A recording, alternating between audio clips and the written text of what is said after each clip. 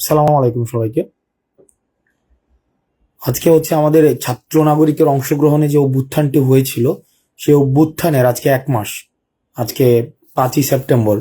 আমরা যখন আজকে থেকে 1 মাস আগে 5ই অগাস্টের দিনের এই সময়টায় সকাল 10টা বেজে এখন 5-6 মিনিট, ঠিক এই সময়টা আমাদের যেটা হয়েছিল যে আমরা শূন্য শাহবাগ, 10টা বাজে শাহবাগ মোটামুটি একটা নিস্তব্ধ একটা পরিবেশ, ইন্টারনেট খুব সম্ভবত শাটডাউনে চলে যায়।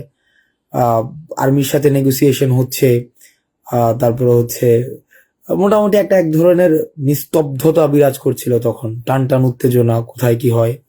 এবং সেখানে সর্বপ্রথম আমরা যেটা খবর পেয়েছি, ডিওএইচএস থেকে হচ্ছে প্রথম হচ্ছে একটা মিছিল বেরিয়ে যায় আর্মির ব্যারিকেড ভেঙে।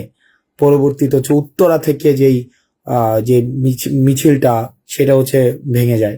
তারপর হচ্ছে যে ঢাকার বিভিন্ন প্রান্ত থেকে লক্ষ লক্ষ ছাত্র নাগরিক রাস্তায় নেমে আসে এবং আমাদের যেই ফেসিস্ট একটা গভর্নমেন্ট ছিল, সেই গভর্নমেন্টের আমরা পতন ঘটাতে সক্ষম হই।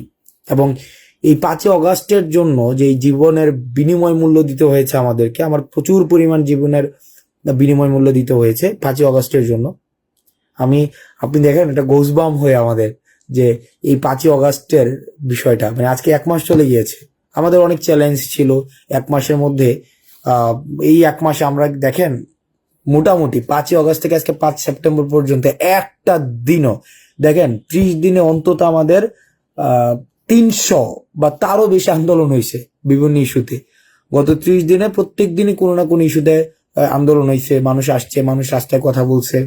তো এই যে রাষ্ট্র এতদিন পর্যন্ত ঝেঁকে বসেছিল, রাষ্ট্র এতদিন পর্যন্ত যে একটা সংকটের মধ্য দিয়ে যাচ্ছিল, এবং রাষ্ট্রটা আমাদের দেখতে যেমন মনে হচ্ছিল, আসলে যে রাষ্ট্রটা তেমন না, গত 1 মাসে সেটা প্রমাণিত হয়েছে।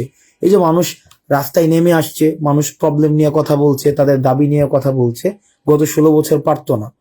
তো এই ব্যাপারটা হচ্ছে কি, গত 16 বছর ধরে আমাদেরকে দেখানো হয়েছে রাষ্ট্র হচ্ছে খুবই সেফ অ্যান্ড সাউন্ড। মানে রাষ্ট্রটা হচ্ছে খুবই সেফ অ্যান্ড সাউন্ড, খুবই সেফ অ্যান্ড সাউন্ড, কোনো প্রবলেম নাই, কিচ্ছু নাই, কেউ দাবি নিচ্ছে না, দাবি নিয়ে কথা বলছে না।